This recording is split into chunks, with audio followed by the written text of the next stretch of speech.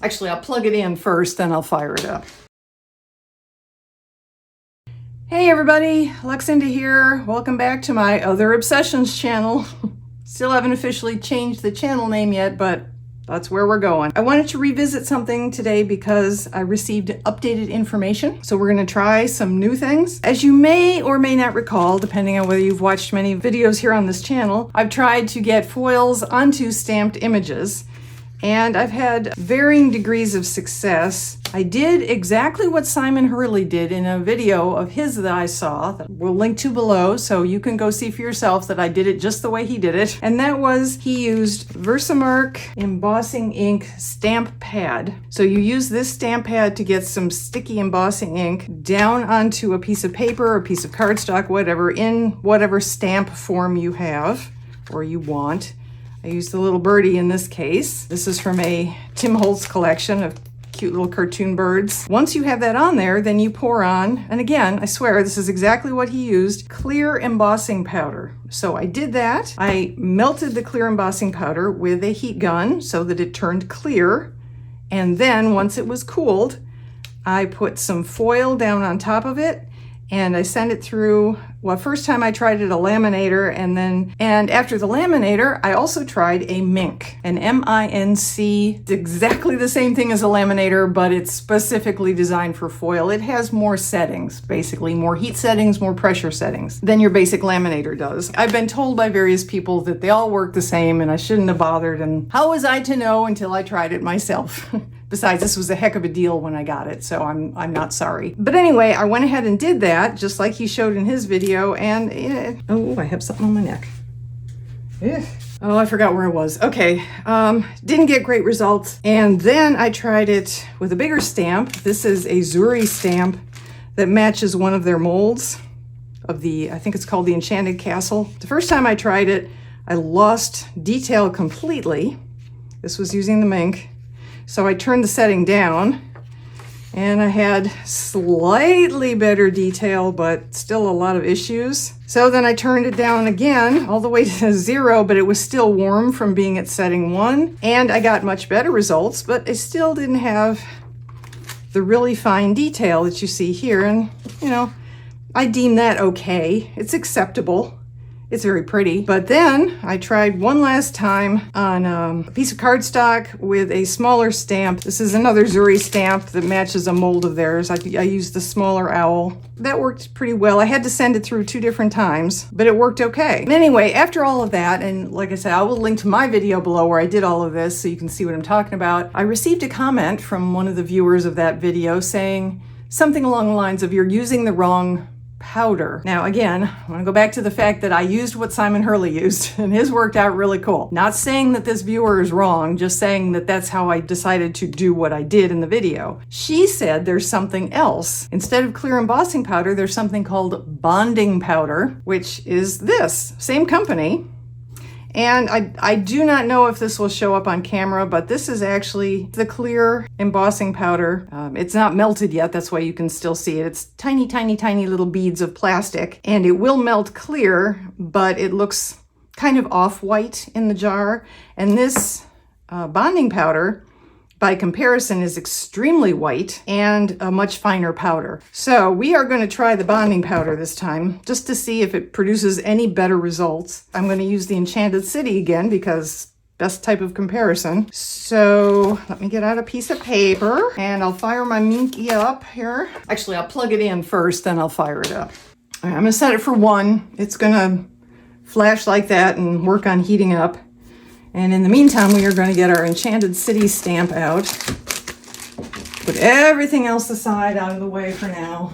So the gold I used last time on this that kind of lost its detail, that was specifically a Mink foil, and I have some more. This isn't gold, it's silver holographic, but it should certainly work with this machine.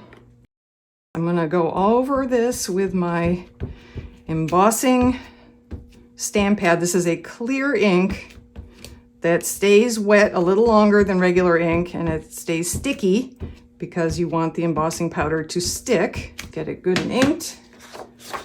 And then I am going to try and do this like this, where I put this down. Don't let it move. We don't want a double image. and then press all over it.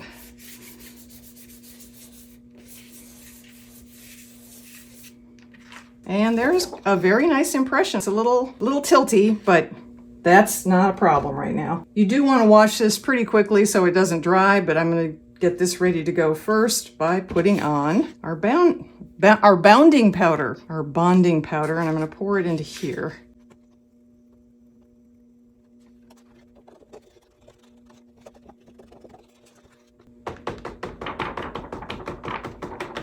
Tap it off. Okay. Have the extra tapped off. I am now going to get out my embossing heat gun and we're going to melt it.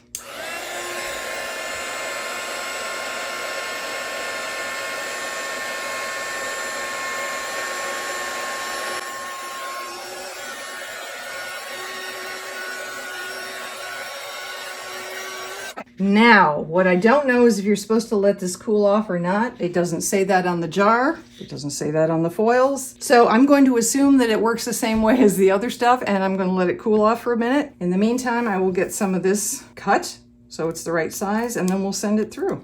All right. Now, this works the same way as the transfer foils I get from an artistic painting studio. The actual foil is here on the sort of matte side. The side you can actually see the pattern through is a plastic backing sheet. So now that goes up and the actual foil goes down. Now this is the pouch that comes with the ink. If you don't have this for some reason, you can use parchment paper. I have done that. It has worked just fine.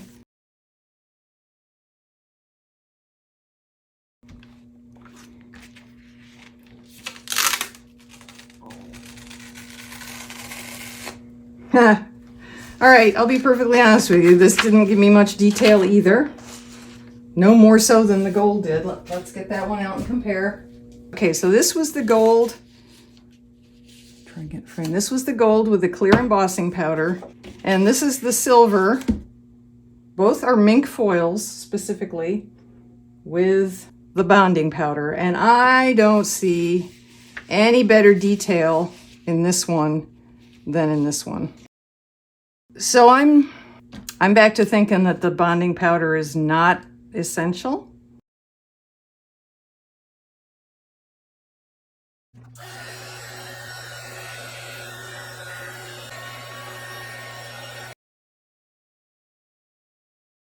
I've dropped this down to 0. So it's flashing because it's still hot from being on the first setting. And it's cooling off now, so it won't turn green again until it's completely cool, but I don't want to do that. I want some heat. All right, let's see how this one looks. Well, all right, so here's the one we did first, and then here's the one we just did. And I would say there is a little more detail in the center of the city. It's a little less spread out than it is here. I guess it could be because I've put the foil down onto the freshly heat gunned bonding powder. It's not a huge difference, but it's a little bit of a difference. This is a little bit better. This is a little bit more detailed. All right, so this one wasn't very good. This was from the last video. So we're gonna try again. I'm gonna use the smooth, this is watercolor paper, so it has a textured side and a smooth side. And like this one, I'm gonna use the smooth side. Getting the bonding powder on here. And then we'll put the foil down.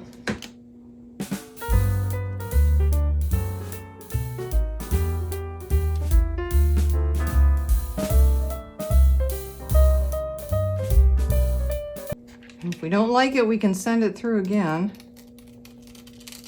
Well, it looks pretty good. I didn't brush all the extra bonding powder off. So that's cool. That's with less than 1 setting of heat and pressure. Does that make the bonding powder better than the embossing powder? I don't know. I may have done something else wrong on this one. One other thing I wanted to try in a different previous video, we used Brusho crystals and spray starch, laundry spray starch, and saran wrap or cling wrap, and there's a little bit of glitter obviously, to create these really pretty colorful cards. And I want to try embossing something onto here. Don't know how it'll work. Don't know if the starch will interfere. Don't know how it's gonna go. So this is a totally new experiment.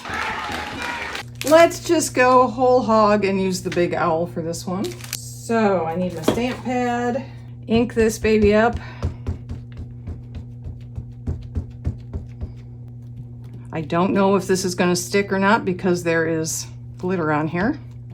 It could end up just picking up the glitter and keeping it on the stamp and not putting any of the embossing ink onto the card. We'll find out. This may be a completely lost cause. I guess I'll try and pour some of the powder on and see if we actually can see anything when I do that. I'm guessing not, but let's find out. You never know, right? Could be like a magic ink hidden illustration or something. It is there. Look. Ha! All right, that's a pleasant surprise. What do you know? Okay.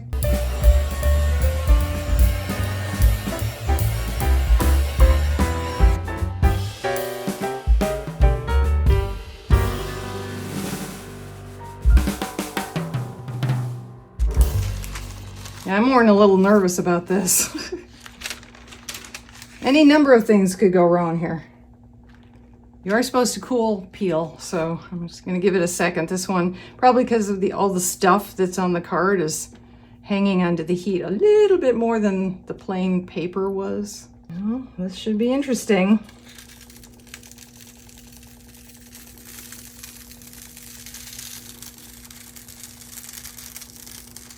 Wow, you guys, it worked. Oh, look at that. Can you see it? I hope you can see it. I really do. Look at that. If I had used a darker foil, I didn't even think about that. I thought anything on black would show up really well. But I think if I'd used like a dark green or something, maybe that would kept a little more detail. All right, for the purposes of not making this video too long, I'm going to call it here. I'm so excited about how this last one turned out. Okay, so just to recap, this was the best from a previous video. This was the first one I tried here with the bonding powder versus the embossing powder. Really didn't impress me a lot. This is the second one where I used less heat and got a little bit better detail. And then we have the bird, who's adorable, if not a little messy around the edges, but that's okay.